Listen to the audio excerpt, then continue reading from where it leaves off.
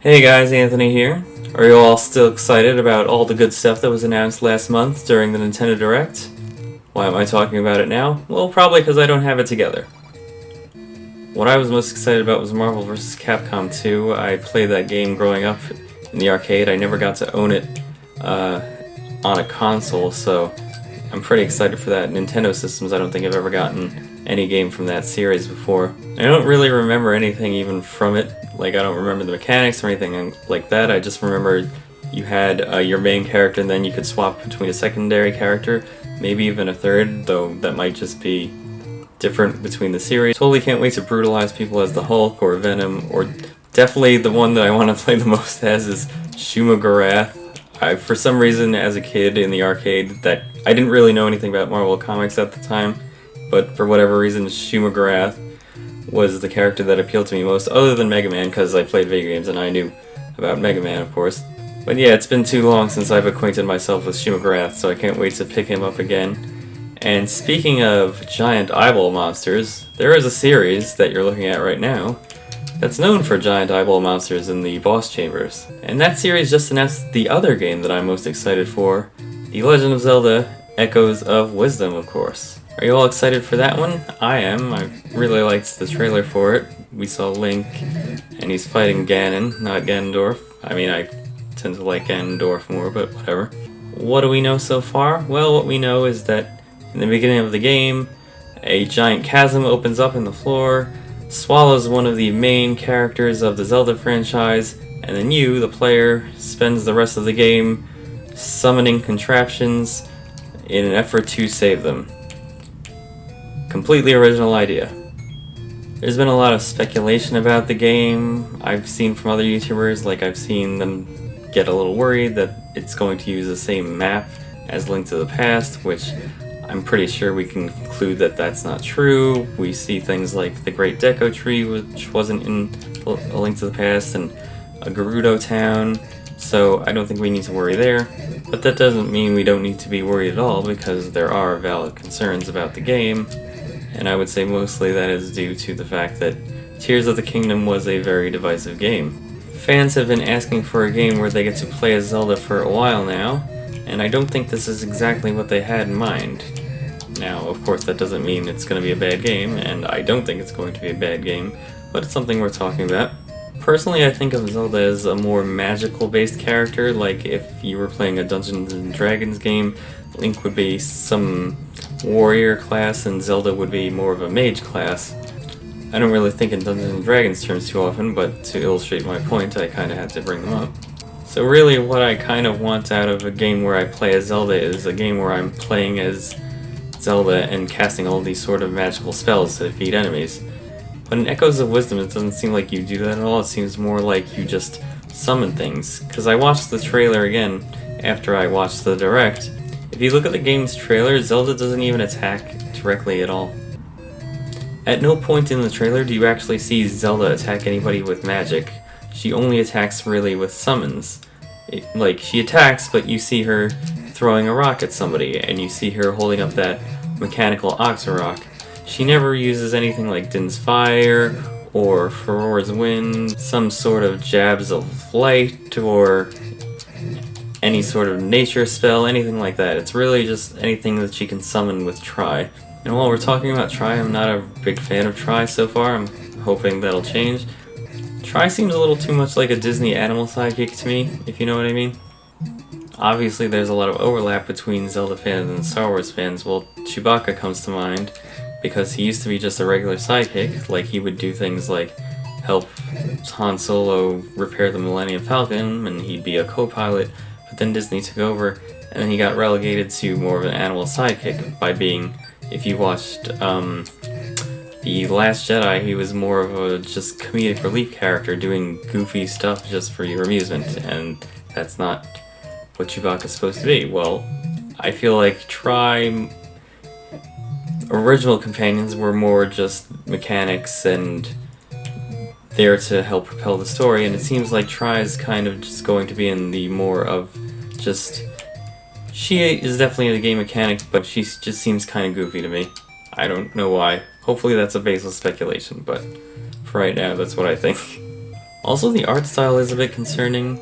I did love the art style when they remade Link's Awakening. It definitely had that plastic toy feel, and I thought it was super cute, and I thought I wanted more, but then they released this trailer, and now I'm just like, do I? Because that art style was more of a non-canonical art style. It was basically implied to be Link's version of a dream. But now, for all we know, this game is supposed to not be a dream. It's supposed to be an actual thing that's happening, so it's a little bit like, wait, was that supposed to be a dream? Like, lores are kind of getting muddied a little bit. So I don't like it in that sense, and also, it just, for whatever reason, it just didn't look as good this time around. But again, I'm hoping it'll kind of just wear off and I'll get used to it. And if Zelda never directly attacks anybody with magic, I mean, it's cool because of the way that they're giving it to us, but it's like, is that really playing as Zelda then? Think about it this way, if you were playing a Spider-Man game, and they let you control Peter Parker, but Peter Parker never puts on the Spider-Man costume, and instead, you play in a mech suit the whole game, would that really be playing as Spider-Man? I mean, it would be a good game, possibly, but, you know, that's not playing as Spider-Man now, is it? You wouldn't get to swing around and do all the cool Spider-Man stuff. So, in a way, this sort of feels a little bit like that, where, yeah, you're getting to play as Zelda, but are you actually getting to play as Zelda? Is it the Zelda that we pictured and have always pictured playing as? Again, I don't think that it's an issue so far. I think we'll have to wait for the game to play it. So no, you won't be vanquishing the forces of evil with fire magic or wind magic. You know what you'll be doing it with? Tables, chairs, the duvet cover that your wife bought. You think a mere table is going to stop the great king of evil? Do ya? Yeah, wait till he bangs his shit on that thing. You think about that. So we know that game development takes years to complete, which means that this game very likely started its development cycle during the pandemic, which means that at one point, Aonuma or Miyamoto or whoever is working on this game very likely went to the supermarket one day, saw that the toilet paper was missing from the aisle, and thought, you know what would be great is if we can make a game where you can summon that very toilet paper. And that doesn't mean that there's not going to be some cool stuff in there too. We see the two different types of Zoras interacting with each other in the trailer, shouting at each other. It looked like the Zoras were having some sort of territory dispute and that they were going to yell at each other, "From the river to the sea!" Personally, I'm looking forward to all the potential creative new ways to defeat enemies. Who knows, maybe you'll have to fight a Gerudo warrior at some point, and then you could maybe just summon a bed, and then you could scalingly leer at her as you summon the bed and say, "Bet you'll get lots of use out of that, whore." You know, I'm making a lot of jokes, but I really am excited for the game, and I hope you are too. The only issue is, you know, I know that not everybody is because of the last game. I had planned on doing a Tears of the Kingdom video where I address this topic, but I guess I could really address it here. By now you've heard Aonuma's statement about the direction that he plans on taking the franchise in, and not everybody is of course happy about that. Personally, I heard the statement and I was a little bothered by it, but that was only for the first few seconds, because after a while I understood what it really was. Basically, he opined that the open world structure was superior to the more traditional linear structure of Zelda games. It's a little heartbreaking when a master of their craft just insults their earlier work like that. And honestly, it would be a little bit like if Paul McCartney came out here and was just like, "The Beatles, screw that band. Wings, that's where it's at." Well, this is how that statement read to me a little bit. See, the truth is, when you work for a big company, you don't get to say whatever you want. You kind of have to go along with what the company wants you to say, unfortunately. And in the case of Breath of the Wild and now Tears of the Kingdom, those are now the highest selling Zelda games, so they do have to unfortunately support that business model whether you like it or not. You know, you can't just work at Burger King and then pull the customer aside and be like, you know, at McDonald's, the burgers are a lot better, and for an extra quarter you can just spank Grimace on the ass. So I don't really believe at all that Aonuma just doesn't understand why somebody would want a linear Zelda game. I think it was just his corporate response that he had to give. I do think that there were better statements that he could have given to make us feel a little more appreciated. Because there's no way that somebody who's as smart as he is, that could design all these intricate Zelda puzzles just doesn't understand an opposing viewpoint, especially one that, like, is basically just, hey, I'm used to a product being a certain way, and I want this product to keep being that way. Like, who honestly doesn't understand why somebody would want a game with restrictions? Like, imagine if you had a friend that likes football and you went up to them and you were like, what? You like football? How could you ever like football? How could you ever like a game that restricts you by not allowing you to crack a lead pipe over their skull so that they stop going to the end zone? That's a restriction. What? Chess? You like chess? That's such a restrictive game. It only lets the queen move in all 8 directions. It restricts you by not letting you have the pawn go in all 8 directions and move wherever it wants. Restrictions are what make it a game, and it's called a video game. Yes, not everything that's called a video game is accurately a game, but you know what I'm saying. Maybe we messed up by calling them video games, but when we buy a game, we do expect it to be a game for the most part. Now, from what I've seen of the game, I do think this is in line with traditional Zelda, but not everybody feels that way. And I don't blame them, because the hook for this one and the hook for the last one are very similar. You, again, like I mentioned earlier, you just summon different things and you build a chain of different things, and that's how you solve the puzzles and progress. It's basically saddling Zelda as a franchise with this new aspect of it, of building things, and that was never a part of it before. And I'm okay with that for 1 or 2 games, but I don't want that to be the case necessarily going forward. Because, to be honest, when I was playing Tears of the Kingdom, it involved a degree of creativity that I really don't think I have. Like, I'm definitely creative as a writer and those sorts of things, but I can't really draw, and I don't have the mind where I can sort of look at a block of marble and chisel whatever I want out of it, and that's sort of the type of skill set I feel like a person needs to play Tears of the Kingdom to their maximum enjoyment. Like, I want to say to the developers, like, you guys, you're the creative ones. You're the ones that should be doing the creative things and putting the burden on all the players when they don't really have that skill set. It's, I wouldn't say it's unfair, but it's not what they expect from a Zelda game if they've been playing the Zelda franchise for a while. So maybe let the more creative people excel at being creative and let the rest of us kind of just do what we've been excelling at, you know? Lately I'm getting the sense that Nintendo's attitude towards consuming games is very similar towards the way that Hollywood wants us to consume movies. Like, they want us to only play games or watch movies at the exact time that they come out, and then, like, maybe get some residuals afterwards, but they view their product as, like, something to be consumed at that specific moment to maximize enjoyment out of it. And I don't know about you, but I don't think I've ever played a video game the day that it came out. I mean, most of you probably have, but I haven't. So I like to play games a little after they've come out, usually. Unless I feel like there's going to be spoilers, but you know what I'm saying. I just think it's a weird way of looking at things. Of course, you have to understand that some people do want to be the creative ones when they're playing a video game, and that's totally fine. It's just you have to understand that people were here before, and they didn't necessarily play Zelda for those reasons. And neither side is right or wrong, it's just, you know, you have to get along. And unfortunately, there's a divide, and people don't want to do that. It can't really be denied that there's a divide in the Zelda fandom these days, and unfortunately there's a danger in it getting bad.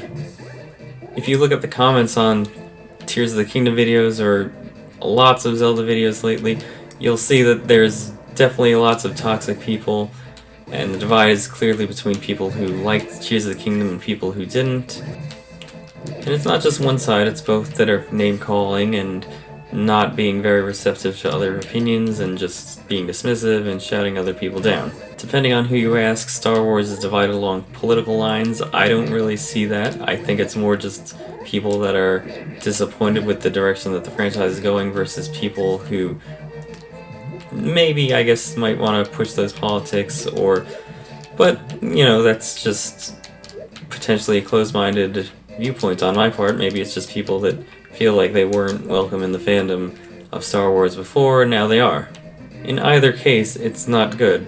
Star Wars isn't a fandom that is one that's bringing people joy anymore, unfortunately, and that was kind of one of my favorite franchises growing up. It's one of the ones that made me into the nerdy individual that I am today.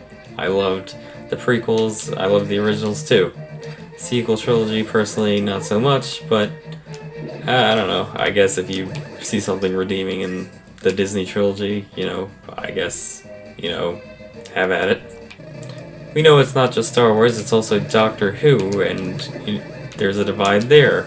And you could even say amongst the Simpsons fandom, that between people that loved the Simpsons in their quote-unquote golden era and people that still want to watch. Luckily, Zelda hasn't gotten to that point yet, but I think if we're not careful and we don't hear each other out in terms of what we want for the franchise, and understand that other people might not view things the same way as we do, all those cliche things, that's what's gonna happen. Where it's just gonna be another Star Wars situation, and hopefully none of us want that. Fortunately, Echoes of Wisdom does seem like it's a game that's going to try to cater to both camps of fans, and I do think that it'll satisfy that creative urge through its sort of echo mechanic, and it also seems like it's going to be more linear when we look at its top-down perspective, and I would assume that there's dungeons and not necessarily dungeon items because we have the echoes. Maybe the echoes are the dungeon items, basically. To me, it looks like it'll be the best of both worlds. So there is that divide within the fan base, but there's also, and I don't even really want to mention it because I hate how politics is in everything, but there is a divide along political lines, or at least that's what people would have you believe. After this game was announced, there was a flood of videos and news articles stating that there was a bunch of toxic male fans that were upset about playing as Zelda. Personally, I think that sounds like a lot of bullshit. Like, literally, fans have been asking to play as Zelda, and I'm sure there's some one person somewhere that does feel like that way, but low numbers, one person, even if it's more than one person, it's not enough to really concern yourself with. If there were 100 people on a bus and one of them was an asshole, would you be like, oh my god, there's just an asshole epidemic on this fucking bus? This is just a case of people who aren't Zelda fans just using whatever they can to create some sort of proxy war for their own politics, and it's not something that's even really happening in the fandom, I don't think. I mean, if you're a lady and somebody is being that way towards you, then maybe you can, as long as you're being honest, it's fine. We all have our prejudices and people we encounter that make us upset, and so I'm not trying to discount any sort of experience you might have had, but recognize when it's prejudices and when it isn't. If it's something that actually happened to you, then it's not a prejudice, but if it's something that you think might happen, well, I don't think it's really fair to act like it's something that's happening. There's definitely toxic male gamers out there. I've run into them. They just, whenever you say something that they don't like, that makes them the slightest bit uncomfortable or that they think is wrong, they'll just let you know. But I don't think toxic male gamers are part of the Zelda fandom for the most part, or at least they weren't until more open world games became part of the franchise, and then maybe that sort of drew them in a little bit. Personally, it seems like toxic male gamers stick to more competitive games because that's a toxic quality. I mean, competitiveness isn't necessarily a toxic quality, but it's a quality that can get toxic pretty quickly, so I think that's the grounds that they like to stomp on a little more. So us Zelda fans are pretty safe from toxic male gamers for the most part right now. So don't let the one or two people that have complained about Zelda going woke get you down, because really, there aren't a lot of people that have used that word about Zelda yet. Just do me a favor and ask yourself this: do you actually know somebody? Do you actually know a person, an actual real-life person, not just somebody on the internet, that has complained that you'll be playing as a girl in the next Zelda game? For most of us, I don't think you do. And if that person is somebody that you don't know in real life and somebody that you just encountered online, realize that it might not even be an actual person. It might just be somebody who's just saying stuff because they're a troll and they want to get a rise out of somebody, or it could just be a robot. Who knows? I know it's not always that easy to just disregard the negative feelings that you might have, but, you know, just do yourself a favor and try to keep them in check a little bit. If there's no tangible reason for you to be upset, then it's just no use being upset, you know? If you think about it, that divide's only going to get worse if the Zelda movie ever gets off the ground. Oh, if you think it's bad now, just wait. And I'm not just saying that because I'm a writer and I wish I wrote the Zelda movie myself. I mean, I am a little bit bitter about it, but realistically, we know that once that movie comes out, there's going to be a whole big split between people who liked it and didn't like it, and it's just going to make things worse. On the bright side, we might end up being all united together again by not liking the movie, because we know that modern Hollywood just cannot handle a Zelda movie at this point, unfortunately, just like they bungle everything. And it's sad that that's the best case scenario. So as Zelda fans, we have to remember that it really is all up to us. If we are finding ourselves within the dark world, we do have to make it back to the light, and we can't just create an environment where we don't care about the opinions of somebody else when they're expressing them. We do have to at least hear them out, and if we don't do that, it's just going to become another thing in this world that doesn't bring us any joy anymore. And it's sad because lots of things that used to bring us joy are now things that don't, and I don't want this franchise that brings so much of us happiness to be another one of those. So hopefully we can just come together, and hopefully we'll all love Echoes of Wisdom the way that we like A Link to the Past and Twilight Princess and Ocarina of Time and all of them. So those are my thoughts on Echoes of Wisdom. Are you as excited as I am? Let me know what you think. Do you think that it will be a game that helps the fandom get back to one piece and that it'll satisfy both these factions that are within the fandom? What do you think of the Echoes mechanic? Do you think the art style is cool? Just leave a like and subscribe, and hopefully I'll see you in the next video. Alright, bye.